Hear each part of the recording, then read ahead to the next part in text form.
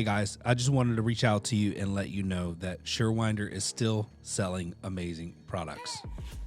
Some of you guys have been dragging your feet for whatever reason. If your shoulder hurts, do not waste time. Pull the trigger. I just bought 4 or 5 of them, and we had 2 guys out.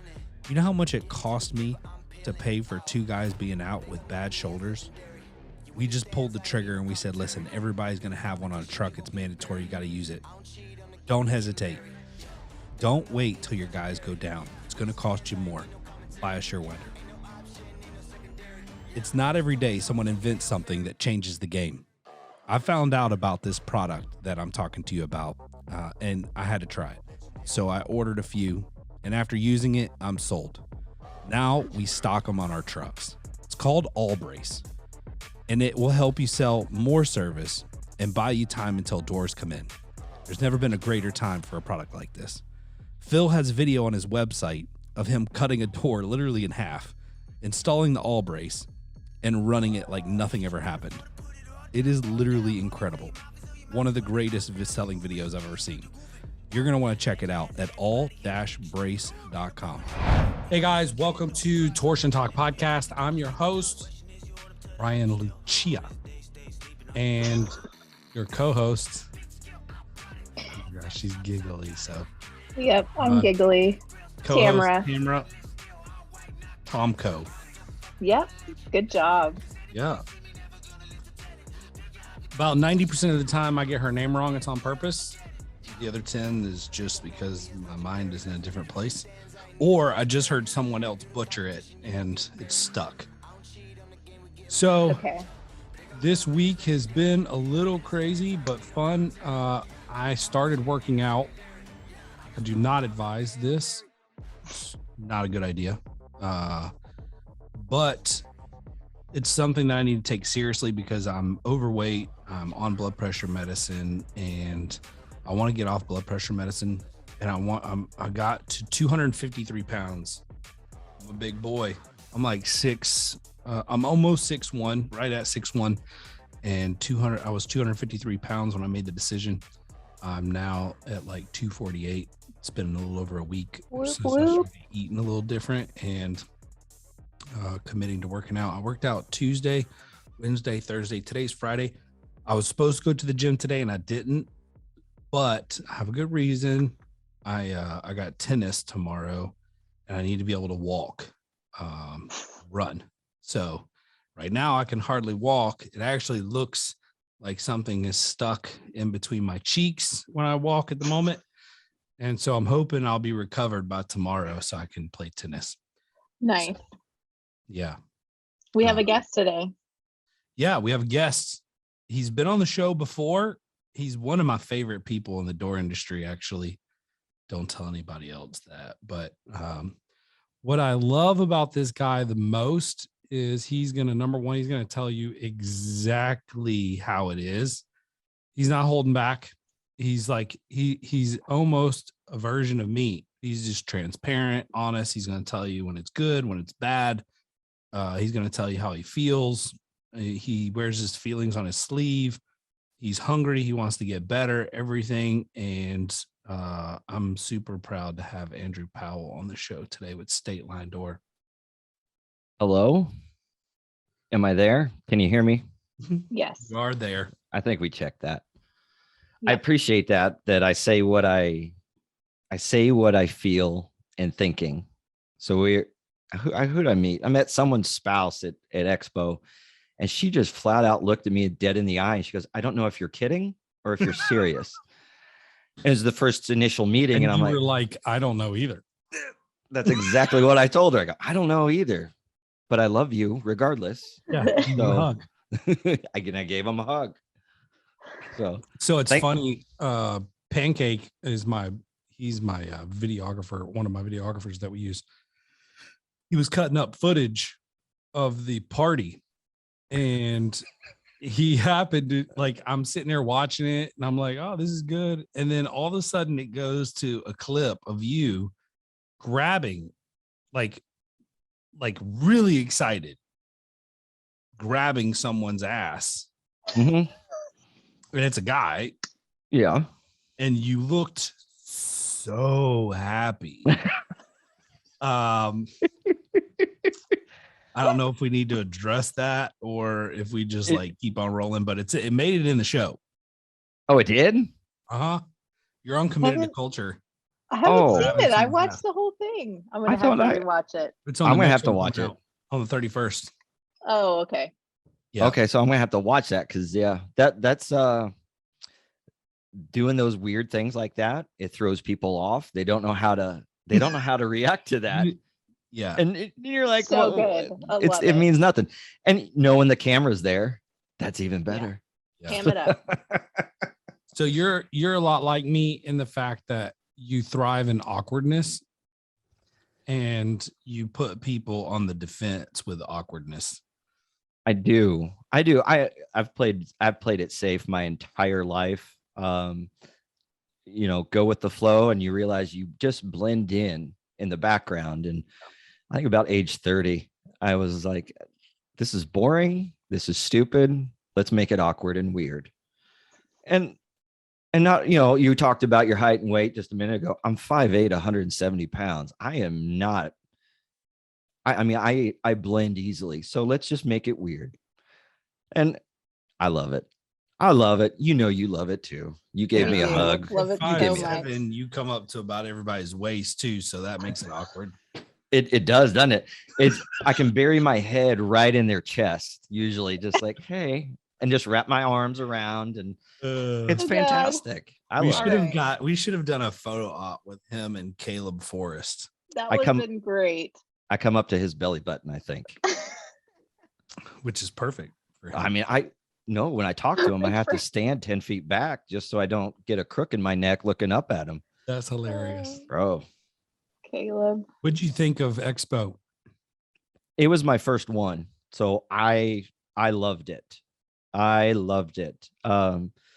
But hearing feedback from everybody else who's been going for decades, I heard the other part of it, but I personally loved it. I brought my lead tech out so he could see the garage door world outside of Kansas City. And it was Vegas, so it was great. But I got to meet a lot of guys that I have not met yet. So that was fantastic.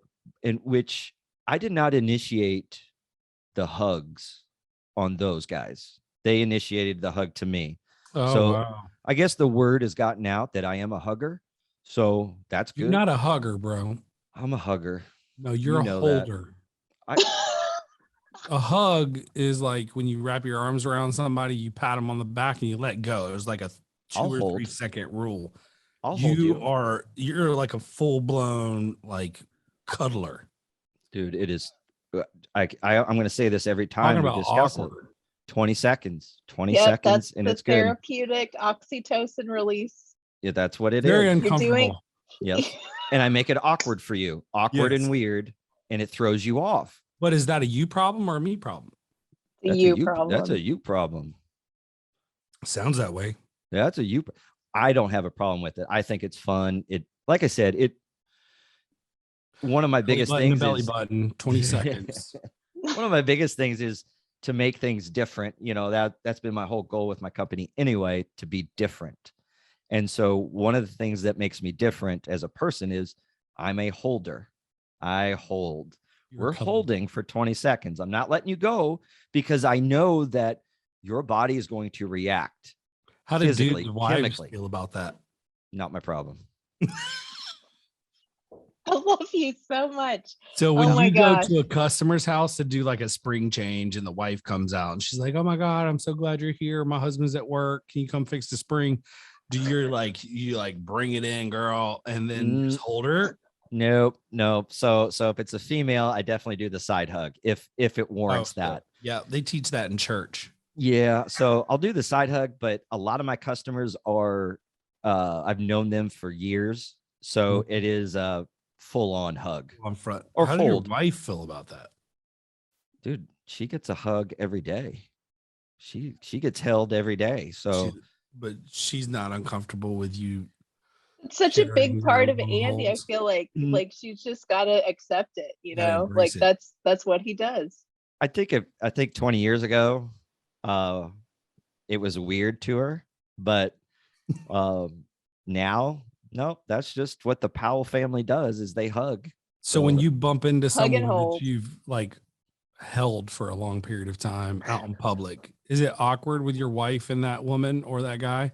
Nope. Like they've experienced something together that's Well, like unique and intimate. no, the thing is we every time we see these people, we hug. I mean, we You're could be not out a at hugger, Walmart. bro. Let's just define this. It is definitely not a hug. It bothers you, doesn't it? No, it doesn't. I mean, well, You listen, keep bringing it I'm up. not a touchy-feely type of person. But I also I think my natural instincts when people get close to me, because I'm not a good grappler and I grew up fighting my whole life, is to try to punch somebody when they come in close, because I gotta keep my distance. I feel very vulnerable when people are close to me because I'm not a good grappler. And I've the only fights I feel like I've ever come close to losing was when someone got in close. And so for me, maybe that's a little melodramatic, but kind It's of a little feel sad. I want to punch and kick somebody, keep my distance. So Aw, that's Ryan. interesting, and I could use my psychology degree to kind of talk through that, but we Go won't. through it. But I tell a story. My first door job, I had a colleague who kind of trained me, and very, very, very redneck, very we'll just say it, homophobic, very arm's length. I'm not homophobic. I'm not saying you are. I'm just saying he was very. no, that's I just know. him. I'm just saying I love gay people, and I actually have some friends that are gay, and I think they're the best people in the world. Oh, they're fantastic. But it bothered him that I was kind of touchy-feely because I would grab his arm and say, "Come here, help me with this." So fast forward 12, 15 years now. When he sees me, he will grab me and bear hug me. And he has turned into the biggest, softest guy I've ever met. He's a huge teddy bear. But when I first met him, he and we get a little borderline. He thought I was gay. He flat out thought it. He did not want to work with me. He's like, I can't even be in the same truck on the same job site. I'm like, are you kidding? Are you kidding? But like I said, fast forward 15 years, he's giving me the bear hug. Yeah. I do nothing. And he actually makes it awkward sometimes. I'm like, dude, it's been 40 seconds, we surpassed the 20-second mark. Now it's getting awkward for you. Now I'm uncomfortable. But yeah, but the thing is that's I've got a guy at my church that it's the same thing. Yeah. He always wants to give me this bear hug and try to pick me up. And then he's like, let's grapple. And I'm like, I'm not a good At church. That's so bizarre. And no, I really genuinely love the guy. Like he's a friend of mine. He's awesome. But he's very touchy-feely. And I just think it doesn't matter if it's a man or a woman. I don't know. I don't do well with. Well, growth comes when you're uncomfortable. Yeah, I agree. So every time I see you, I'm going to continue to do this. And there's going to be a day where it's going to click in your head and go, and I enjoy that. Seconds. Yeah. You're actually going to say, I enjoy that. And I feel the chemical change in my brain. You're going to. That's good. Yeah, well, maybe. All right. Well, moving on to less dramatic conversation. We talk about a lot. We just got through filming some stuff for Committed to Culture, and we're talking a lot about transparency and communication with your staff and appreciation and things like that. And you were talking about earlier about you're very different. I'm very different.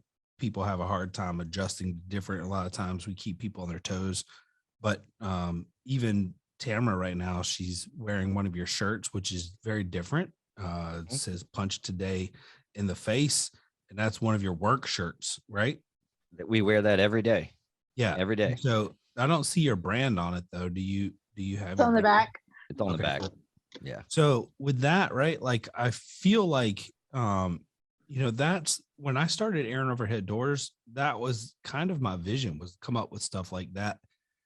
I feel like it works really well in metropolitan areas, but maybe not as well in like suburban areas because everybody's so freaking sophisticated and buttoned up. So have you gotten people be like, oh my God, that's so unprofessional? So no.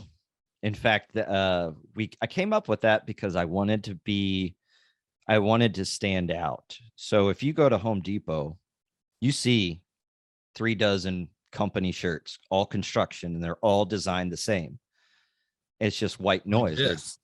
There you go. Well, that's a little too much for Home Depot, I think. But you know what I'm talking about. And me being different, me being goofy, me being true to who I am, I saw this saying and I thought, I'm going to put that on a shirt. And I was solo. I'm going to run with it, see what happens. And I got more compliments. More people paid attention because it's so bold on the front that they just go, that's funny. I like it. It brings a smile to their face most days. I just made someone's day a little brighter, and they're going to probably watch me walk away to see who the hell is this company. And that's just what we've ran with. I actually get work specifically from that shirt. So I actually have a customer that wears that shirt to the gym. And I've gotten probably 4 or 5 calls over the last 2 years. Well, so-and-so was wearing this at the gym. So he said, you're the best door guy and I love your shirts. Can I have one? Yes. Let me change your springs. And do you sell them to the public? I do sell them. So when we, it depends. So when we do a new install, I'll give the customer one because the amount of money, I'm not going to argue.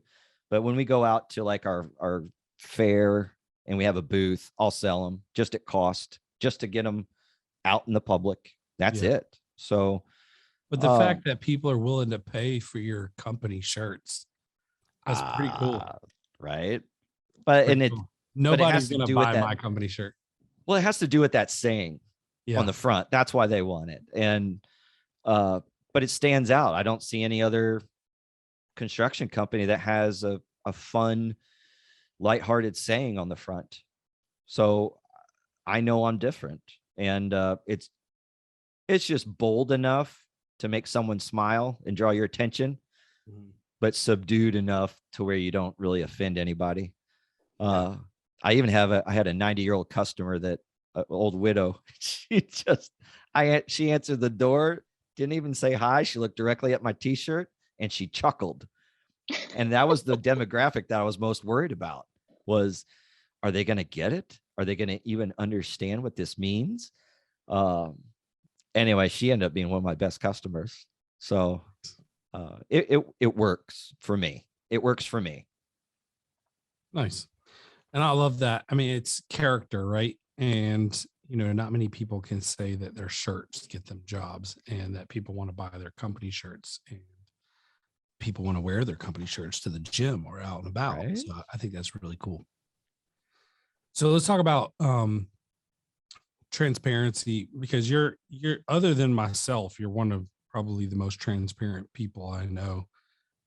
You're part of GDU, Garage Door U, and you're pretty transparent in there. We get a wide variety of people. Some are more reserved, some are like wide open. You don't give a damn. You're just like, here's what I'm dealing with and here's how I feel about it and whatever. And so I like that. I admire it because number one, you know what you're dealing with. A lot of people sometimes don't even know, how to tap into that emotion and figure out how they're feeling. I've been there. And then number two, you're a lot of people are afraid to share information out of fear of, I guess, being rejected or disappointed by others or misunderstood. So I really appreciate your willingness to kind of take that approach. And I want to first understand how you got to the point where you're so comfortable with that. And then are you that same way with your employees, or are you just that way in GDU? So how I got to this point, going back how I was telling you earlier, when we were talking about holding, I was so reserved in who I was that I just blended in, because that's the way to get through life early on, high school, even college. And I struggled with it. But as I, in my 20s, being married, a father, a husband, and then shortly, like during the recession, unemployed, how I need help. I just came to the point where I need help, and no one was being forthcoming in their own struggles. I didn't know how to handle that. So it's just evolved to the point where I know what I needed, and no one helped. I didn't know anyone else struggling. Because we keep that struggle to our chest. We keep our cards hidden. Well, it doesn't look sexy to post on your business Instagram page that you're struggling and you need help. Correct. And it's the same thing with personal accounts. And so it almost feels like, I know I try to stay off of social media when I'm having a hard time. Yeah. There's days where I'll post 6 times and I'm on my game. Like I'm feeling it. I got my endorphins going. I'm good. I had my favorite meal for lunch. And then on the days where it's like, man, Ryan posted 6 times yesterday and it's like 4:00 and he hasn't posted yet. It's probably because like yesterday punched me in the face after I had such a great day. And now I don't want to talk. I just want to freaking get through the day and, focus on my stuff. So that's a lesson, I think, for all of us is that we get to see everybody's best day most of the time. And I started really focusing on blocking people, or I guess you unfollow them, but you're still friends with them on Facebook, which is cool because they don't know, Right. but their negativity and like pessimism is just like, the more you see that when you scroll through your feed, it's got to affect you. It has to, because like a lot of these people on Facebook, I like and care about. So if they're going through a hard time, it's like, then I feel it. And then, and so I just started unfollowing a bunch of people. And now my thread is full of like honest, transparent people who are talking about, the good days and the bad days. But even on the bad days, they're somewhat optimistic and try to be encouraging. And I love the transparency and the struggle. And I appreciate those posts as long as it's like empowering, like Tamara does a good job with that. Yep. She just posted something the other day where it was, I think it got a lot of hits too. It was very like liberating. So and she'll post something like that every once in a while. And I like those, it's like, hey, I'm not perfect. I'm going through some stuff and I'm doing it. So to your point, I just wanted to say, I think it's important that business owners, employees, even just, whatever, you got to know you're really mostly seeing everybody's best day on social media. So, yeah, I just found that, like you said, social media is a whole different ball game. And I got, I think, dozens of people I don't follow because it's just negative after negative, complaint after complaint. And I'm like, dude, that just drags me down. I'll say one I unfollowed in the garage door industry. If you give me one you unfollowed in the garage door industry. Ooh. Nope. Nope. Oh, just kidding. Nope. No, we'll cut it. Nope. It's funny because we were just talking about this in one of the GDU groups yesterday about how surrounding yourself with negative messages really, it brings you down. And even if you, especially not even if, but especially if you're struggling, like you need to have that positive input to lift yourself out of it. Yeah. Yeah. That's one thing that I, going back to one thing I do now in life in general is the whole good deed during the day, holding doors open and giving a random person a compliment. Yes. And me being having my master's in education, I just love kids. And so I know the impact that a simple compliment can make on a kid. And so what I love is when you're at the convenience store in the morning and you see the kid that obviously dressed themselves, and I'm talking 5 years old, cape, superhero crown, the whole shebang, and you see the mom just disheveled hair and 2 different shoes, and you're like, well, this has been a bad morning. And you just take a look at the kid and you smile and you just go, I love your cape. And then to see them grab their cape and twirl it around and go, thanks. Love it. And you're just the like, mom smiles and she's like, well, we're here. We made it. She's cussing me in her head. But you combine compliments like that, actions like that with the shirts we wear, we make a positive impact. And that's all the impacts I know I make are not major. They're just little things, the little it's so moments impactful. Yeah. That, there's moments when I was 5 to 8 years old that still follow me today. And it was just a compliment, or it was words of encouragement from a stranger. Sometimes I'll be 45 this year. So 40 years later, it still hits me. Mm-hmm. So knowing that, well, that's my job. That's what I'm going to do. And that's why a lot of things I post, there's nothing behind it. It's just, if you can smile once at the end of the day, that's all I want you to do, because life sucks, period. Being an adult, I don't think life sucks. It can drag you down. I think it's so what you easily. make it. It is what you make it. But for a lot of people, it sucks. It just drags them down. They don't have someone, going back to your vulnerability, they don't have someone to raise their hand and say, I've had that thought process myself, and here's what I did to combat it. And a lot of times people don't recognize that one meme or that one joke, that one sarcastic thing, how impactful that one smile, that 10 seconds of laughter, or that carries them for the next several hours. So, but I want to talk about this real quick, because I have this conversation quite a bit, and people say, like, when they make comments like life sucks. Yep. And I do want to get, we're halfway through, so we'll make this a 5 to 10 minute conversation. I don't want to talk about transparency with employees and stuff, but life is an adventure, right? And I feel like for half of my life now, which was probably going to my, mid 20s, which is a little over half, I sucked at life. Life didn't suck. I just sucked at life. I didn't have a great mentor. I was surrounded by sucky people. There were drugs.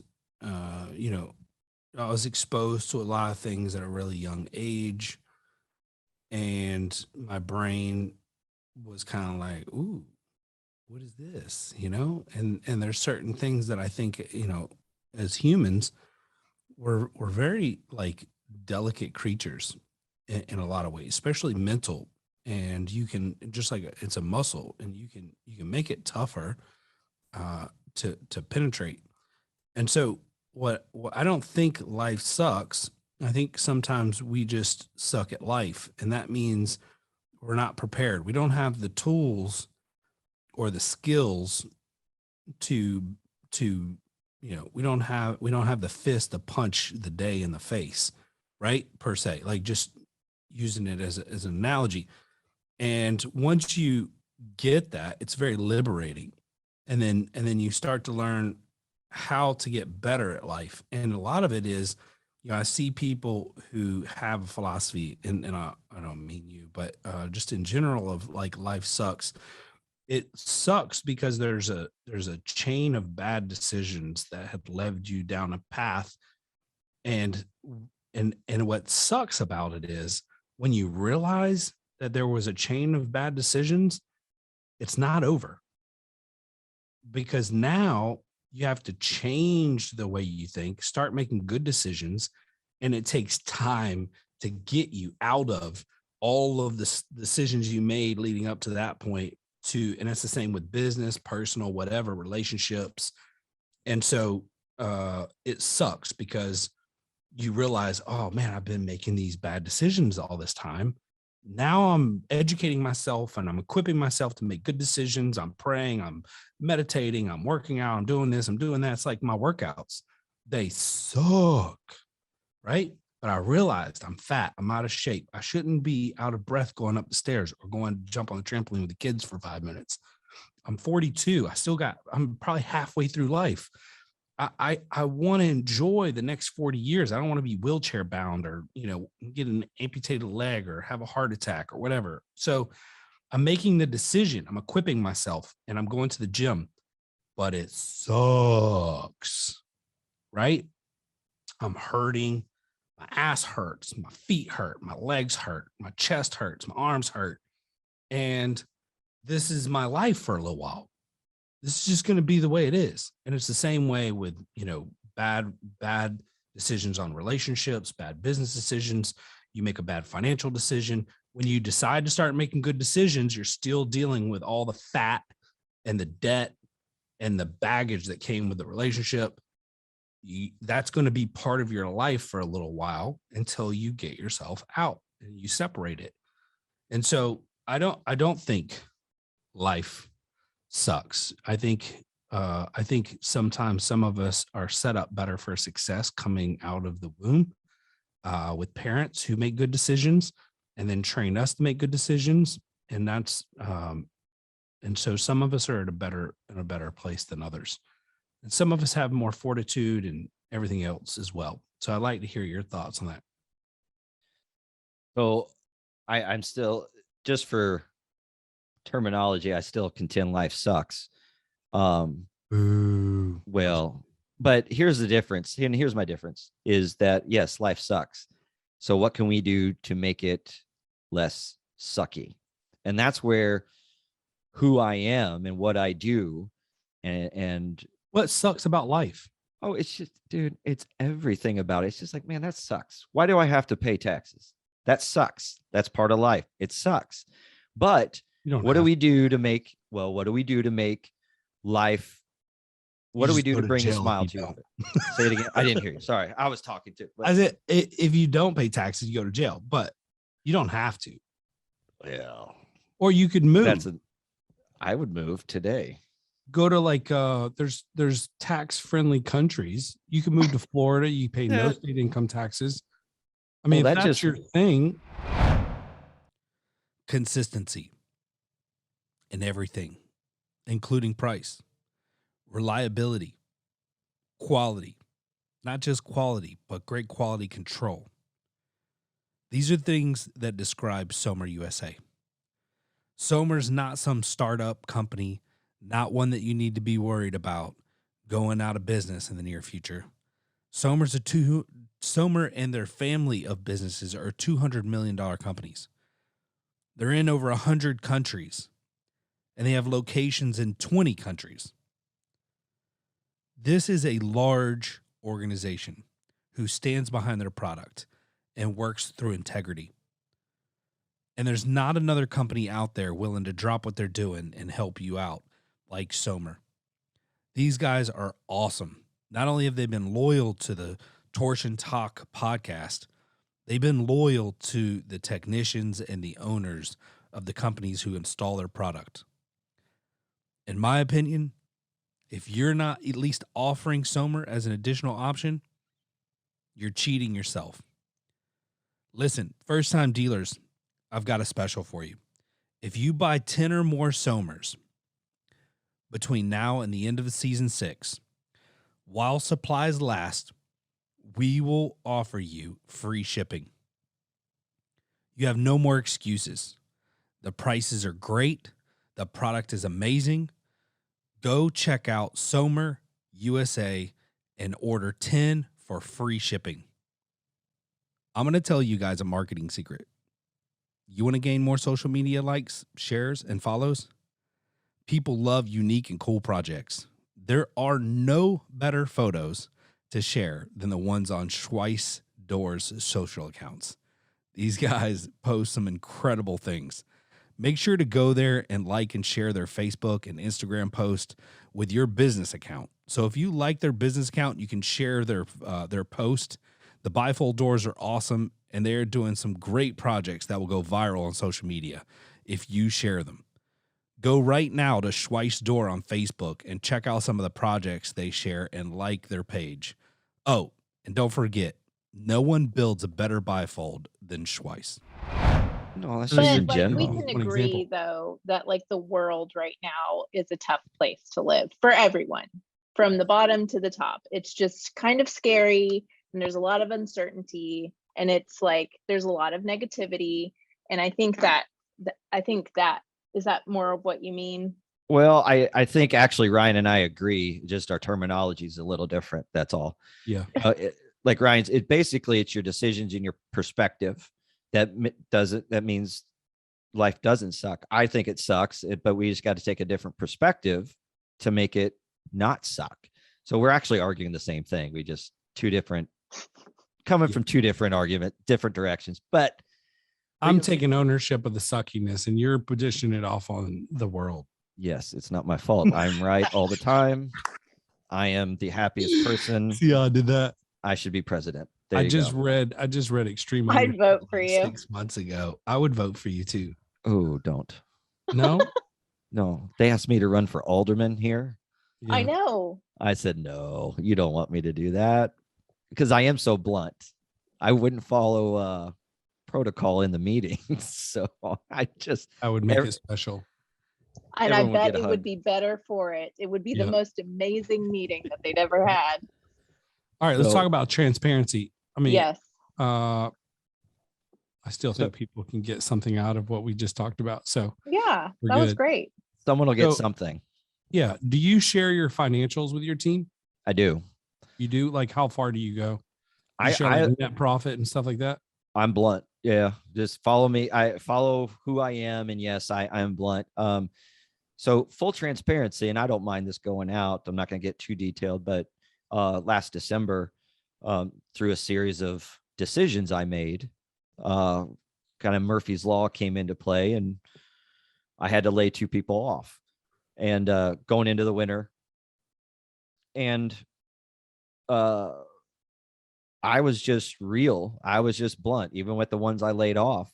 I said, here it is on paper. Here's what we charge. Here's our prices. Here's our expenses. And I've done that before, but when it came time to let people go, which my son was one of them, which is probably a whole nother topic, but Timmy, it's just me and one other guy right now. And the way we have our CRM set up and our scheduling, he sees our actual cost because he gets paid a commission off of the gross profit. Mhm.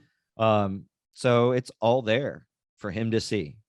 And he knows how much twice a year I show him, here's our expenses. Here's what we pay every month for work comp, insurance, all the way down to what I need every day. So he's aware. And I think that's made him he has a better understanding of what it takes to operate a business. And the fascinating thing is, a lot of our technicians are young, they're in their 20s, some in their 30s, some in their 40s, but me being a 45-year-old, and I got a 25-year-old technician. Well, and he has a dream of owning a business one day, not a garage door business, but okay, well, here's the actual expenses that we go through. Here's the decisions I have to make every day. And so I've actually gotten a habit of, even when I'm around him, when I have a decision to make, I talk out loud. I have a full-on conversation. I take it out of my brain and it comes out the mouth, and I argue both sides. And the first time I did that, I think I freaked him out. But now it's just, he knows okay, Andy's just trying to talk through an important decision. And sometimes when I'm having that conversation while we're loading his truck in the morning, or if we're on a job together, he'll pipe in. He'll go, okay, time out. You forgot this point on this when you were talking that conversation. Awesome. And I go, oh, okay, I'll add that in. And so what's fascinating is that when I do go out of town, or he has to take over the phones and do the work, he doesn't like it anymore. He's just like, all right, Andy, this is too much. But what it's good for him is that he's seeing what a business owner actually has to go through. Yeah. Day in, day out, hourly. I could be in a crappy mood that morning and in a great mood that afternoon, and how that affects my decisions. And I'm open with him. When again, going back to the December deal, we're halfway through. We're halfway through to where we need to be. And, but being that open with them, here's how much we're in debt. Here's how much it costs to do this. Here's how much it costs to do everything. Let's get there. But anyway, to see him kind of process that and maybe question his own goals, like, okay, maybe I got a lot more education to go through. Maybe I need a few more years to see maybe I don't know what I'm doing. So that goes back to that vulnerability and that transparency with everyone. Yeah. Here's what I go through. Do you think you can handle it? And here's the decisions I made, good and bad. That was a bad decision. So I'm not going to make that decision next time. So, but he knows not to do that. He knows how State Line's going to operate. Yeah. But I remember calling my son on a Saturday night and telling him he has no work, which turned out to be, before we get there, it turned out to be the best decision I have ever made in business, was to fire my son. Our relationship I'm on cloud 9 with my relationship with him, and he'll say the same thing. And that's way more important than the success of your company. Hands down. And he actually got a raise because I got him a job at another door company. He got a raise. So that was a slap in my face. And now he's lead technician over there. And I'm like, are you kidding? Are you kidding? Best move ever. But I remember calling him, and being his boss and his father, I had to blatantly admit my failure. And son, you have no job on Monday with me, but you already got a job somewhere else. And here's why. Your dad made a horrible decision, or a series of several decisions, horrible decisions. And that's why. So learn from that. When you say horrible decisions, because when I hear that, I think of like going off grid, cocaine, hookers. Oh, no. I don't know why that goes into my head when somebody says that, but no. I made some, to put it in a metaphor here, your finances, think of your company as a car. It takes all these different parts to make it happen. Well, the finances are under the hood. My check engine light came on. You kept driving. I kept driving. And finally, the car just stopped, and I popped the hood. And I was like, oh, well, that explains everything. I should have checked this out 8 months earlier.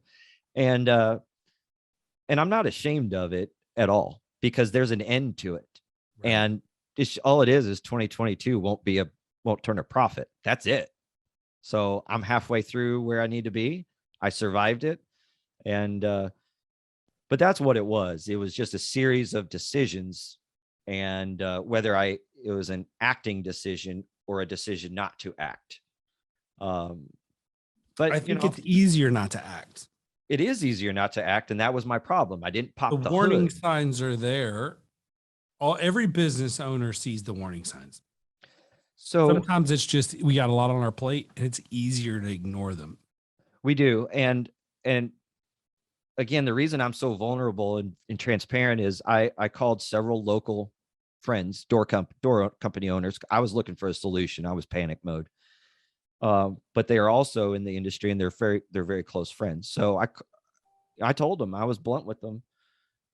I screwed up. And but I got a phone call, I think later that week after I had to lay everybody off. And he goes, Andy, I want to thank you for telling me everything. I said, well, why? He goes, I popped the hood of my company and I'm 3 weeks away from going through what you're going through. Whoa. He was able to curb and take action before it was a catch-22 situation. So going back to being transparent, What a blessing for real.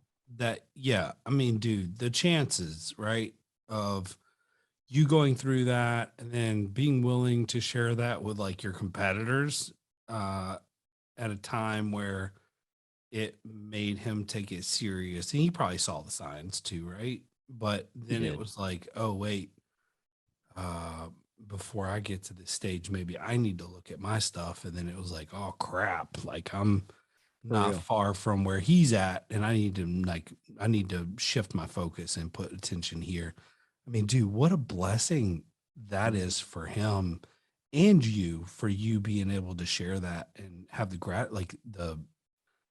I don't know. Sometimes I feel like I get more gratitude out of like, I don't know if gratitude's the right word, but I get more out of helping someone else than I do helping myself sometimes. Like knowing that I can make an impact on somebody else's, business or whatever, life, whatever. It's more fun. You can see the change. You can see the change. It's hard to see the change in us. And it's easier to see someone else make those decisions and succeed versus seeing, Ryan, you're going to the gym. So it's hard. It's going to be hard to see that physical change. Right. Whereas your wife will go, no, honey, you're looking sexy now. So, yeah. Butt's a little bit better and you got that swagger in your walk after you're sore. Right now, I look like I'm walking with something between my butt cheeks, but when I do get the swagger walk back, I think it'll be nice. You know what? I'm just gonna have to hold you a little longer next time I see you because you're gonna be so thin. I hear you. Yeah, I mean that's going like even talking about GDU in those groups. I am very open, and it's just some of these owners are back in their 30s. They're young.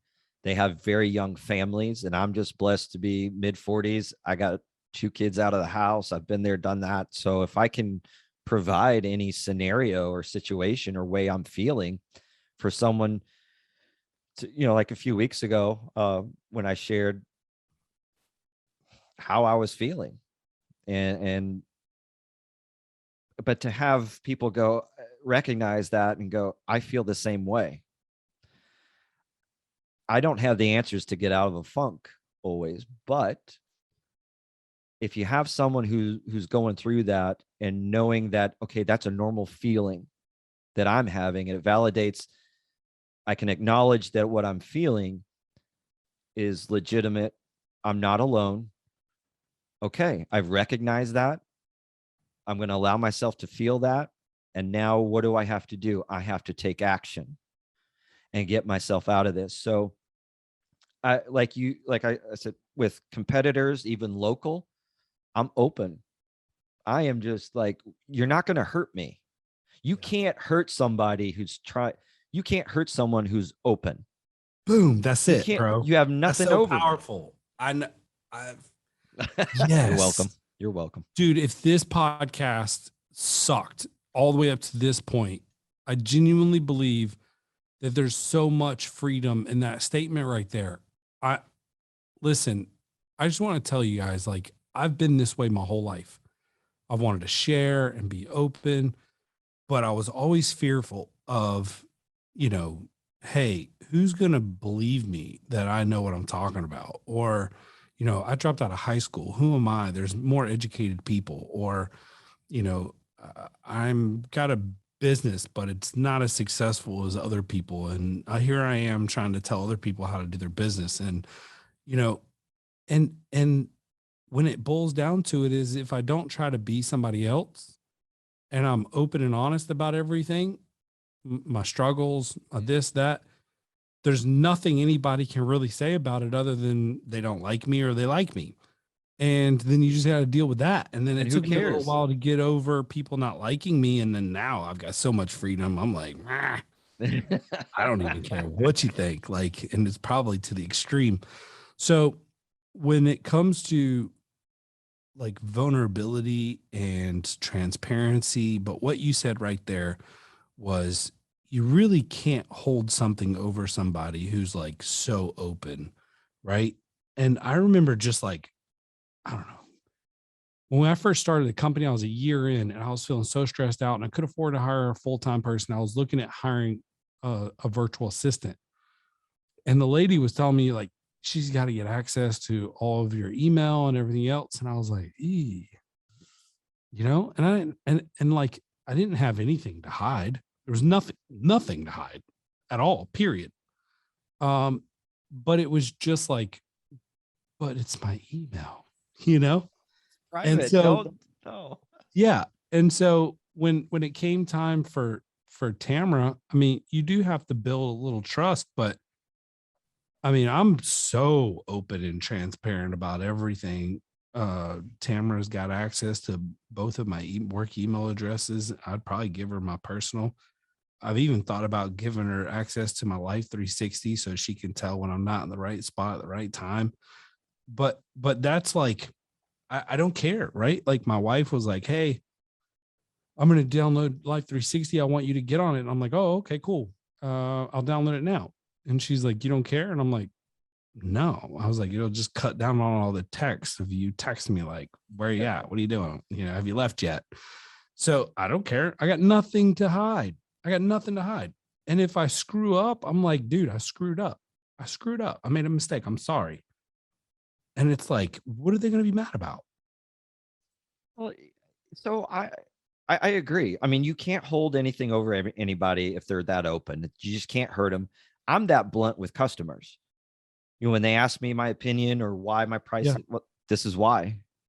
Like, I'm not trying to sell you anything. This is just why my price is that way. So there's nothing to argue over. There's no defensive anything. It's just, this is what it is. Dude, I got a story for you on that. Yeah. I had a customer who hired us. We went over there and she felt like it was a lot. And I'll give you a preference. We're not the cheapest. We tell customers that over the phone. We're not the cheap. You want cheap, you go somewhere else. That's not us. But if you want great excellence with accountability and systems, processes, communication, customer service, quality work, all that, we got you. But we're going to offer you options from like bare minimum needs all the way up to like the most glorious want you could ever want for your garage door. And we're going to let you choose because we don't discriminate against shoppers who buy wants, and we don't discriminate against shoppers who just have the bare minimum or want to buy the minimum. So with that, this lady calls in, she's complaining, I thought I paid a little too much after he left, but I was really happy with him and the service and everything was great. But it just raised some, concerns. So she's like, I called two competitors. One of them was telling me how outrageous the price was and how much he would have charged me and how you ripped me off. And I was like, oh, okay. I said, well, you seem very calm about it. And she was like, yeah, I'm not like mad. She's like, I made a bad decision. And I said, but did you though? And she's like, well, I think so. And I said, okay, cool. I said, did you like the guy that you called? I said, walk me through that conversation. So she did. She actually hired him to come out and swap out the motor because she chose not to go with the package that we offered with the motor. And I said, are you happy with the motor? And she's like, yeah, I am actually. She's like, I think he did a good job. And he came in here. He really cared about me and I felt good about it. And I was like, cool. And I said, did he give you options on the motors? She said, no. I said, how much was it? She said, I only paid $350, but yours was $1,000. And I said, okay. I said, well, I can tell you that you didn't get the same motor that we were offering you. And she's like, really? And I said, yeah. And she's like, how many options of motors can there be? And I said, there's actually a lot. I said, we carry about 8 different motors here. So she's like, really? I said, you know what? Let's do this. You seem super cool. And you're business minded. Like I'm really digging this conversation. I said, would you come in and meet my team, my management team? And we just want to pick your brain and figure out where we missed it, because you shouldn't feel like you got ripped off. I said, I don't think it's about the money. I think it's about where we might have cut corners and not done everything that we should have for the amount that we charge. And that's where it was, right? That's where we missed it. There were little things that we were doing that made her feel like she got overcharged. And when I walked her around the warehouse, and I was so transparent with her, we went over our financials, talked to her about, dude, I laid it all out. And I was like, do you see why we charge what we charge? And she was like, holy cow, Ryan, I don't even know what to say. She was blown away. And I walked her back in the warehouse and I showed her all the different motors. I took her over to the training center and she's like, wow, you guys really invest in your employees. I was like, yeah, we do. And she's like, that's a lot of stuff you got in the warehouse. I was like, yeah, it is. And she's like, this place looks expensive. I was like, it is. And I was like, we got the nice trucks and, we hire good people. We pay them really well. We try to pay them as well as possible. And, I think at the end of that, she was so wowed by the whole experience. She asked me about a motor. And I said, there's a big difference between the motor you got and the motor that we offer. We don't even carry that motor. That's like a builder grade chain drive. I don't even sell them. It's not who we are. And she's like, oh, well, so you said it has this? And I was like, yeah, it has this. We didn't explain it. Our fault. She may have gone with the package if we would have spent a little time talking to her about all the different features and benefits and why there's safety and security in these with app and all this stuff. Anyway, long story short, we took down that motor and put a new one in for her. We did not charge her.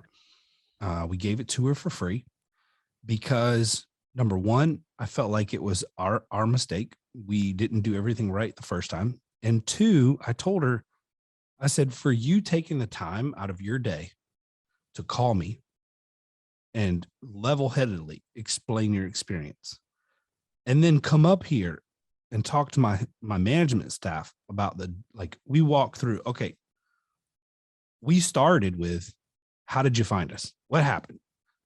Why did you call us? Walk us through that day. She walked us through the whole thing. Wow. Very detailed. She even remembered that my guy smelled like smoke. There were little things that he did that triggered her. Right. And I sat down with him and I was like, hey, look, dude, I had the conversation with her. Here is what she told me. Here's where I think we can improve and we got to get better. And he was like, wow, dude, some of that stuff I know better, but the other stuff I hadn't thought about. He's like, this is very empowering for me. And he was like, thank you. And I mean, how do you can't get mad at a guy for that, right? Like, oh, you didn't know you didn't know the other things, you still didn't do them, but you're owning it and you're apologizing and you're doing it better. And that's awesome, right? So we got so much better that day, and we have a philosophy that we're a customer service company in the garage door business. So I try to train my guys to think that way. And this is a great example of that, trying to create that, right? So when we talk about, upset customers and how we talk to customers and how blunt we are with them, transparency, even with customers, in my opinion, is king. If I had a customer call me, he was like, hey man, I paid way too much. I found another guy who could do it cheaper. I was like, I'm sorry. We already did the work. Unfortunately, we aren't the cheap guys, and you called us based on our reviews and everything else, and you got good work, and we're going to back it up. And if you want cheap next time, don't call me.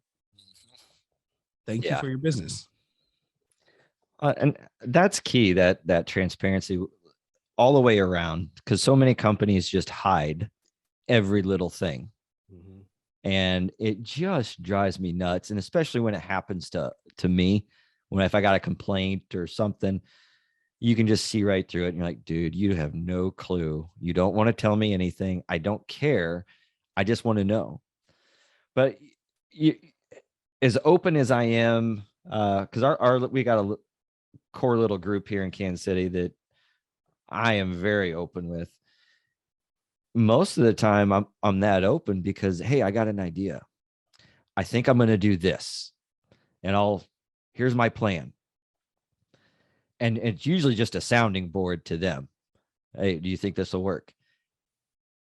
But even if one of them takes that idea and runs with it, I'm happy. That means it worked. My way didn't work, but the way they did it worked. And so it makes me happy, because if they're successful, if they're growing, well, good. Again, it doesn't bother me. There's nothing that I think is intellectual property in my eyes. It's just not, because someone's going to figure it out one way or another. But yeah, being that vulnerable and that transparent with customers, with employees, with even competitors, like I have no problem with some of these tailgaters, that like your customers, your customer, the other guy she called for the opener, well, they ripped you off. And your response is, how did I rip them off? How, in what way did I rip them off? They chose this.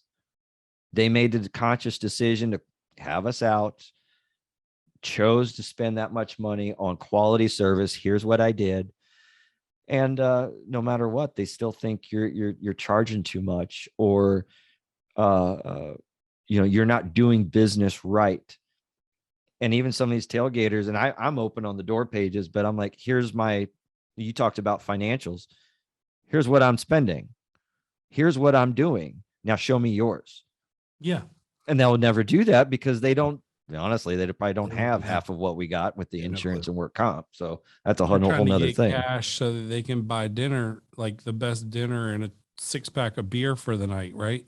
Yeah. But like I'm blunt with them, with those tailgaters. Once they start in here, I should make it just a quick sheet. So when I encounter those guys on the docks, I can just go, well, here's my expenses. Now show me yours. Guaranteed 99% of them have no clue what their expenses They're are. gonna be like, my mortgage, my TV bill, my child care. That's their overhead for their business. Well, that's it. They don't even have a mortgage, half of them. Yeah. And yes, I'm talking smack on a lot of guys in Kansas City. And I have no problem with that. Half of them don't listen to this because they're not even on Facebook. But, and another thing I just want to share, I know we're wrapping up here in a bit, but, and I shared with you and a couple other guys from Vegas, but to everybody that was in Vegas, that ran across me, something my technician shared with me, which I think is huge for like this podcast, those Facebook groups, traveling to meet all of these wonderful people, even GDU, because that's something you can reach out from your own home. Timmy, my lead tech, all he knows is Kansas City, garage doors. That's all he knows. I can tell him whatever the hell I want, but he only sees what's here in town. And we went to Vegas, and one night we were kind of debriefing after dinner, and this was after we went to the convention and everything. And he just goes, the caliber of people out here is way different than back home. And I just sat back like, this is your aha moment. Are you understanding why I do GDU every week? why I listen to Torsion Talk, why I go out of town. It's because we can't get that level of people here in town. We have to be that level of person here in town because no one else is doing it. Good for you. And so that was, so I just want to say to everybody that we did meet in Vegas, thank you. You made an insane impression on my lead tech, and he recognized how high of a level the rest of the country is on, as opposed to what's here in town. And that's not really a knock to everyone in Kansas City. They should know that. The ones I love will laugh at that and agree with my statement. But to the rest of them, you all suck. Point blank. Your life sucks, right? There we go. We'll bring it back around to life sucking. Dang. See how he tied that all together at the very end, like he meant to do it? Like I meant to do it. They just suck at life. It's not that life sucks. But yeah, that was fantastic. So, I mean, that's specific to you and a couple others, but that goes to everybody because I met some guys for the first time. You have a garage door? Do I have a garage door? Mm-hmm. I got 2. On your house? Yep. What brand do you have? They are an Amar Lincoln 2000 installed in 1998. They are original with the house. How are you a door guy and you haven't updated your doors yet? Stop. That's because my boss here at home cannot decide what door she wants. So I've been in the business. What type of motors years. do you have? We got you're gonna roast me on this. Don't tell me accelerators, bro. No, I got one of the original 8355s on my side, or on the main side. The other side, I don't know. It's the gear kit's been stripped for about a year now. Oh my God. Dude, are you kidding me right now? And for full disclosure, since we're on this,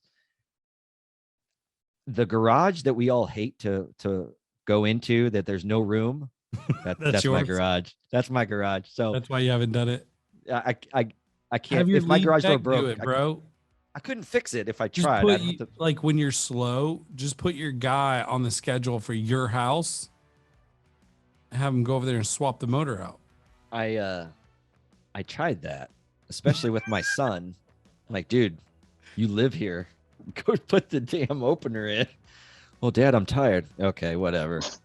Just now we're gonna put a couple Sommers in, is what we're gonna do. Or I shouldn't say I will do it. Maybe in a year. I don't know. I don't know. It is what full it transparency. Is, right? Love it. Real. I mean, He's like, I got better things to focus on.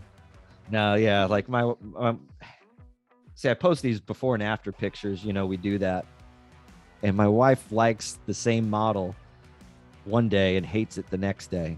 So, well, the cool thing about it is she hates it the next day. You can just swap it out for something else. oh my God, You're a door guy.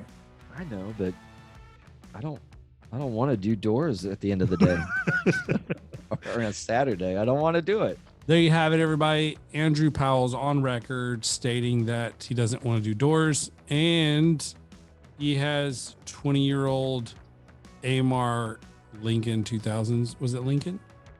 Yeah, Lincoln 2000. Oh, they're 25 years. Isn't that 1998, 25, 22, And 24? Yeah. Oh my God. Are they on extension spring? They are, and I've only changed God. only one door. I've changed extension springs and cables. It's not because they broke. I just changed them. I've done no maintenance whatsoever. We'll be calling his competitors in the area, seeing if we can hire them to go fix his door. And he's got a stripped gear in one of his openers. Oh my God. Probably haven't been serviced since he's lived there. You sound like my wife. She keeps threatening to call competitor. Actually, my former boss. She threatens to call him all the time. Dude, you need to replace the doors and put a sign out front. I got a good lockdown on my neighborhood, and I do hear that often. Yeah. Like, why don't you have new doors? Right. Exactly. Because you're not paying enough for yours. No, I'm just kidding. All right. Hey guys, thank you so much for following along. Today was a little bit of a different episode, but we can always expect that with Andrew Powell. I think there's a lot of like psychological counseling that we just went through, which was incredible. Some good life lessons. Life doesn't suck. You just suck at life. Have a great week.